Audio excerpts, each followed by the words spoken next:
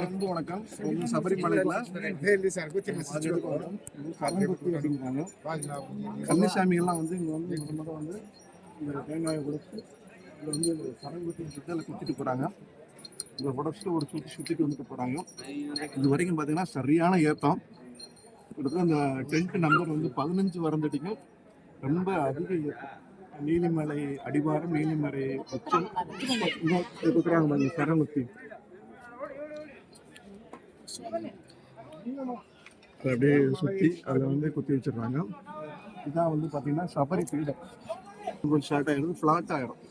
அப்புறம் நல்ல ஏற்றங்கள் வந்து ஒரு அற்புதமான ஒரு பயணம். பயணம் ரொம்ப நாள் கழிச்சு ஐயப்பன் கட்டணம். இந்த சபரி பீடத்துக்கு அப்புறம் பார்த்தீங்கன்னா டென்ஷன் நம்ம அப்படியே சமதளத்தில் கோயிலுக்குள்ளே போகிற மாதிரி இருக்கும்.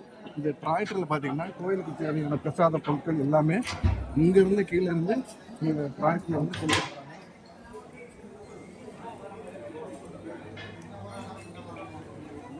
அவ்வளோ அழகாக கொண்டு வந்துடுறாங்க.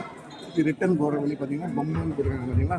திருப்பி இங்கேருந்து போகிறது பம்பா. திருப்பி பம்பாவில் போய் அந்த பாதை வந்து இறக்கி விட்டோம். ரொம்ப அருமையாக மெயின்டைன் பண்ணியிருக்காங்க.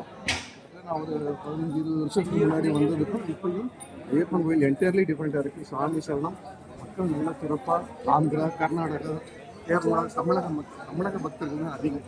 ரொம்ப சிறப்பு. உண்மையிலே என்ன சொல்கிறது, நம்ம பாரம்பரியமும் அதாங்க.